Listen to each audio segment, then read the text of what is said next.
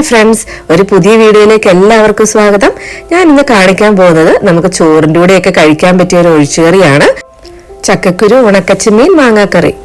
ഇപ്പം ചക്കയുടെ ഒരു സീസൺ ആയതുകൊണ്ട് എല്ലാവരുടെ കയ്യിലും ചക്കക്കുരു ഒക്കെ ഉണ്ടായിരിക്കും. അപ്പം നമുക്ക് ഈ കറി എങ്ങനെ വെക്കുന്നതെന്ന് കാണാം. ഈ കറിക്ക് വേണ്ടി ഞാൻ നന്നായിട്ട് കഴുകി തൊലി കളഞ്ഞ 1.5 കപ്പ് ചക്കക്കുരുവും 1 കപ്പ് ചെമ്മീനും അതുപോലെ ഒരു നല്ല പുളിയുള്ള മാങ്ങായുമാണ് എടുത്തിട്ടുള്ളത്. ആദ്യം തന്നെ നമുക്ക് 1 കപ്പ് വെള്ളവും ആവശ്യത്തിന് ഉപ്പും ചേർത്ത് ചക്കക്കുരുവിനെ പ്രഷർ കുക്കറിലിട്ടൊന്ന് വേവിച്ചെടുക്കാം. 2 വിസിൽ വരുന്നത് വരെ നമുക്ക് ചക്കക്കുരു വേവിച്ചെടുക്കാം. ഈ ഒരു സമയം കൊണ്ട് നമുക്ക് അരപ്പൊന്ന് റെഡിയാക്കി എടുക്കാം.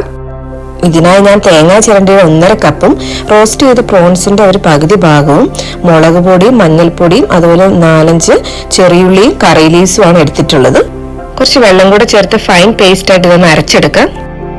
ഇനി നമുക്ക് വേവിച്ച ചക്കക്കുരു ഒരു മൺചട്ടിയിലേക്ക് മാറ്റാം. അതിൻ്റെ കൂടെ നമ്മൾ നേരത്തെ ചോപ്പ് ചെയ്ത് വെച്ച മാങ്ങായും ചെമ്മീനും കൂടെ ചേർക്കാം. ഇതിന്റെ കൂടെ ആവശ്യത്തിനുള്ള ഉപ്പും അതുപോലെ ഇത് മുങ്ങിക്കിടക്കാൻ പാകത്തിന് കുറച്ച് ചൂടുവെള്ളവും ചേർത്തിട്ട് ഇളക്കി മൂടി വെച്ചൊന്ന് വേവിച്ചെടുക്കാം. മീഡിയം ഫ്ലെയിമിൽ വെച്ച് ഏകദേശം ഒരു 20 മിനിറ്റ് വേവിച്ചെടുത്താൽ മതിയായിരിക്കും.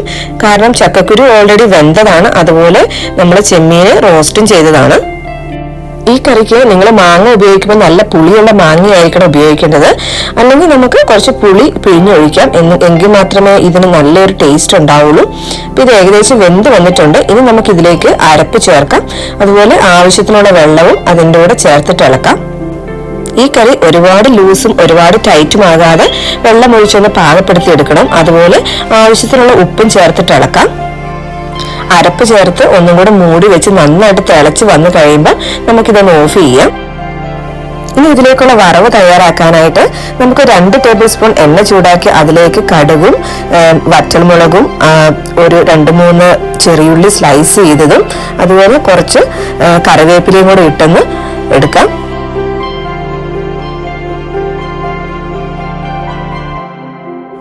ഈ ചെറിയുള്ളിയൊക്കെ ഒരു ഗോൾഡൻ ബ്രൗൺ ആയി കഴിയുമ്പോൾ നമുക്ക് ഇതിന് ഈ നേരത്തെ തയ്യാറാക്കി വെച്ചിരിക്കുന്ന കറിയിലേക്ക് ചേർക്കാം. നല്ല ചൂടുള്ള കറിയാണിത്. ഇതിലേക്ക് ചേർത്തൊന്ന് ഇളക്കിയെടുക്കാം. ഇനി ഇതിനെ അടച്ചു വെച്ച് ഒരു 15-20 മിനിറ്റിന് ശേഷം നമുക്ക് സെർവ് ചെയ്യാം.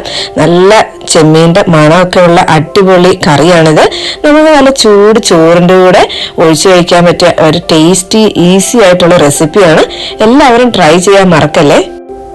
ഈ ഈസി റെസിപ്പിയുടെ ഇൻഗ്രീഡിയൻസ് ലിസ്റ്റ് ഞാൻ ഡിസ്ക്രിപ്ഷൻ ബോക്സിൽ ആഡ് ചെയ്തേക്കാം.